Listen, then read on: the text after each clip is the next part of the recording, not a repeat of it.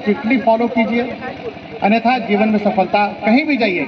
कुछ जो लोग हमारे जल संसाधन में गए हैं, मेरी नज़र में वो अच्छे लोग नहीं, क्योंकि उन्होंने अभी तक अपना ग्राम सीमा सत्यापन नहीं किया, उन्होंने अपना अभी तक कोई भी काम पूरा नहीं किया।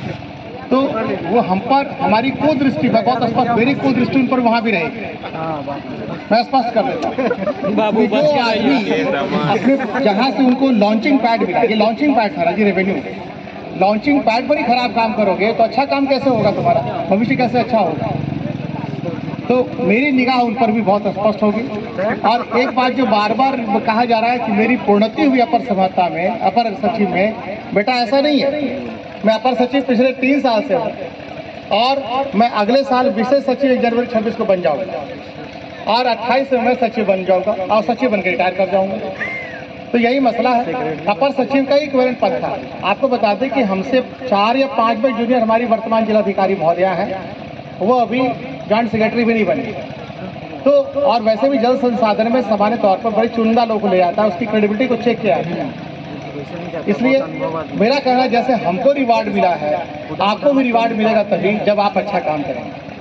तो जगह कोई भी हो, कोई जगह छोटा बड़ा नहीं होता बाबा। मैं जब भी यहाँ आया, मैंने कभी भी किसी को ये नहीं समझाने की कोशिश की मैं डीएम से सीनियर हूँ, हमारा जो काम है मैं कर रहा हूँ और बड़ी शिद्दत से कर रहा हूँ। हाँ, सरकार से मैं लड़ता हूँ, आपके लिए भी लड़ता हूँ, सबके लिए लड़ता हूँ।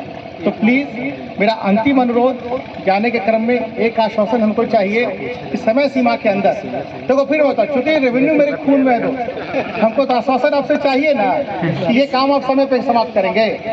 तो 28 फरवरी तक अपने सभी भाई बहनों को, चूँकि ये तो तीन जो पुरानी से उसमें तो जरूरत नहीं है, जो 7 अंचल है उसमें हमारा ग्राम सीमा सत्यापन और ट्राई जंक्शन का काम पूर्ण हो जाए और मार्च के 1 मार्च से हमारा खानापुरी का काम प्रारंभ करें। और मैंने अभय जी यहाँ बैठे हुए हैं, बड़े अच्छे आदमी हैं, हालांकि ये भी बहुत पेचीदगी दिखाते हैं कई बार, तो मेरा अनुरोध है कि अभय भैया थोड़ा पेचीदगी कम दिखाइएगा, है ना, और लोगों को मदद करके नक्शा वक्शा जल्दी देते रहिएगा और जहाँ थोड़ी बहुत गलती हो बैठा के अमीन साहब को कर लीजिएगा।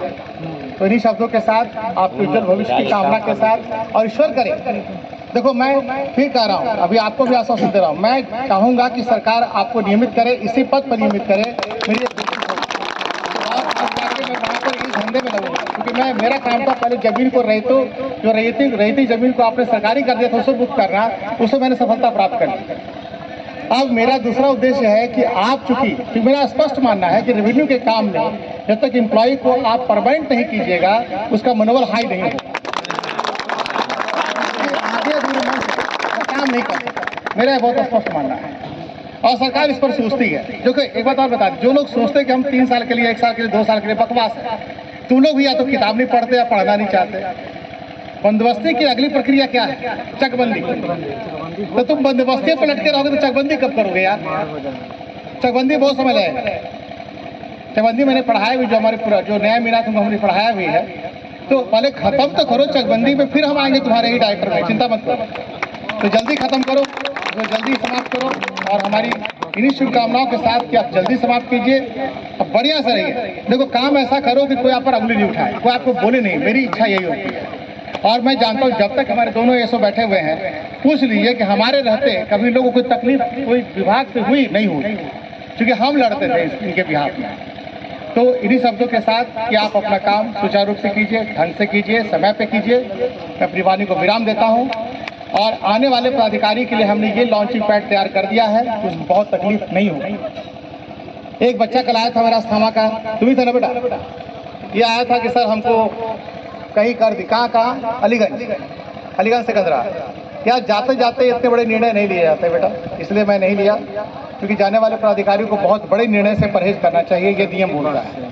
तो इन्हीं शब्दों के साथ, और हमारे जिन को हमारे डांट से बहुत त्रस्त हुआ हो, उसको आशीर्वाद के रूप में लो, और हाँ सही बोल रहा हूँ, और उसके आधार पर नई अपनी कार्रवाई प्रारंभ करो।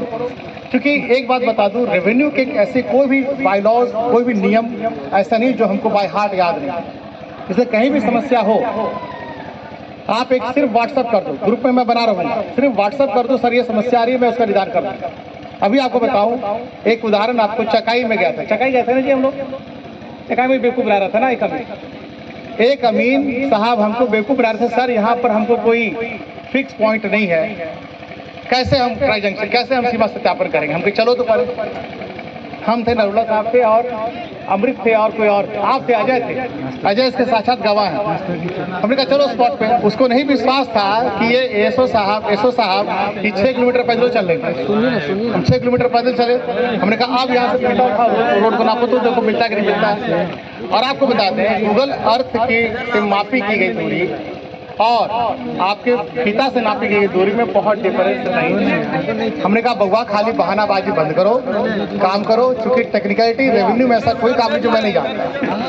रेवेन्यू में सच पूछो तो जूता सिलाई से लेकर चंडी पाठ की पूरी प्रक्रिया हमको आती है, इसलिए हमको कृपया बेवकूफ न बनाओ। उसके बाद से चकाई में समस्त समस्याएं समाप्त होती नहीं। अब वो अमीन साहब विगत 5 मीटिंग से सबको तबाह कर रहा था, सर ये नहीं हो रहा, वो नहीं हो रहा, वो नहीं हो रहा, कर रहा था ना जी। सुनिए अब समाप्त हो गया। अब आप कब्जा कर जल्दी करवाइए उसको, है ना।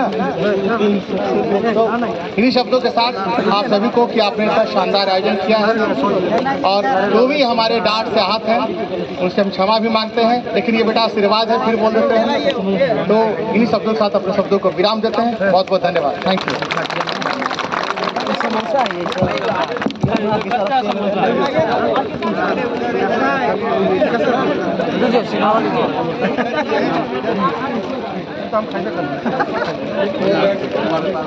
अच्छा, अभी मैडम 2 शब्द बोलेंगी आप लोग के लिए।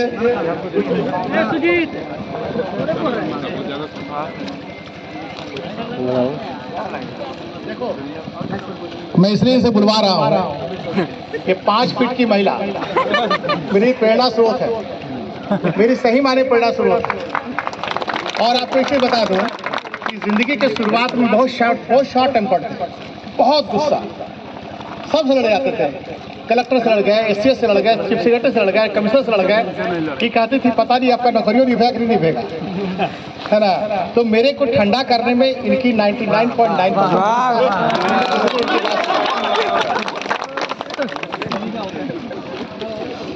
मंच पर उपस्थित मेरे पति पवन कुमार सिन्हा जी,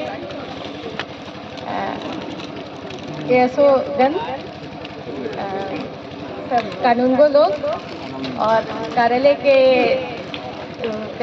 लिपिक और अन्य कर्मचारीगण और मेरे बच्चों। तो ये इनको अमीन नहीं बोल रहे हैं, बच्चे बोल रहे हैं, क्योंकि अधिकांश मेरे बच्चे की उम्र के लगभग हैं। इसलिए सबसे पहले तो इतना शानदार कार्यक्रम जो है विदाई सा सम्मान समारोह करने के लिए और मुझे भी आमंत्रित करने के लिए आप लोगों का तहे दिल से शुक्रिया। बहुत ही अच्छा लगा यहाँ देख करके, मैं खुशी से मेरा मन सचमुच अभिभूत है। शुरू में तो मैं जब जमुई आई थी तो मुझे बिल्कुल मन नहीं लग रहा था समय कैसे कटेगा, लेकिन धीरे धीरे यहाँ के सब जगह से और सभी लोग से इतना लगाव हो गया, लेकिन देखिए स्थानांतरण हो गया। जब लगाव होने लगा तो यहाँ से जाने का समय आ गया। खैर कोई बात नहीं है, तो आना जाना लगा रहता। खास के यहाँ 4-5 लोगों से मुझे बहुत ज़्यादा ही प्यार और सम्मान मिला है कि उन्होंने मुझे मेरे बच्चे की कमी नहीं करने दी है। उसके लिए बहुत बहुत धन्यवाद। और क्या कहूँ, सर के बारे में तो सब लोग बड़ाई किए हैं, लेकिन जैसे आप लोग डांट के बारे में कुछ नहीं बोले, हम भी घर में इनसे डांट खाते रहते हैं, ऐसा नहीं है। लेकिन फिर वही बात करें, जैसे सकलदेव जी ने कहा कि इनका डांट खाने के बाद एकदम रफ्तार बढ़ जाता है, हमारा भी रफ्तार बढ़ जाता है बहुत। इसलिए आप लोग को कहते हैं कि इसको गलत अर्थ में नहीं लीजिए, सिखाना इनका काम है। और दूसरी बात है, आप लोग एज के उस इसमें है, अंतराल में है जिसमें मैक्सिमम ऊर्जा है आप लोग में, उसका यूज़ कीजिए। आप लोग अभी जितना भी काम कीजिएगा थकिएगा नहीं, ठीक है ना। इसलिए यूज़ कीजिए, बाद में तो अपने आप शरीर गिर जाएगा, उसमें क्या करिएगा। अभी बढ़ने का समय है, जितना काम कीजिएगा उतना बढ़िएगा। वो तो हम देखिए इनकी जितनी भी पोस्टिंग हुई है सब इनके काम का रिवॉर्ड के रूप में। अभी आज देख रहे हैं ये भी इनके काम का रिवॉर्ड ही है। जैसे ये सीढ़ी पर सीढ़ी चलते जा रहे हैं, आप लोग भी काम करिए और उसके बदौलत ईश्वर देगा आपको। और दूसरी बात, मैं एक बात और कहना चाहती हूँ, एक पक्ष तो आप लोगों ने इनका देखा जो कार्यालय का पक्ष था, जरूरत है, ये जितना काम यहाँ ऑफिस में करते हैं उतना ही काम घर में भी करते हैं। सबका साथ में सहयोग रहता है।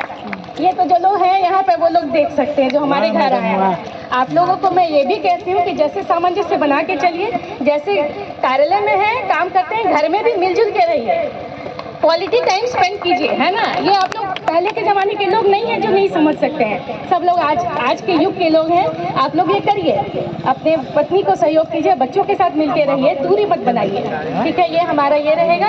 बाकी आप लोग के भविष्य के लिए मैं शुभकामना देती हूँ। आप लोग आगे बढ़ते जाइए और स्वस्थ रहिए। पीयूष कुमार कुछ बोलना चाहते हैं, जल्दी 2 सेकंड।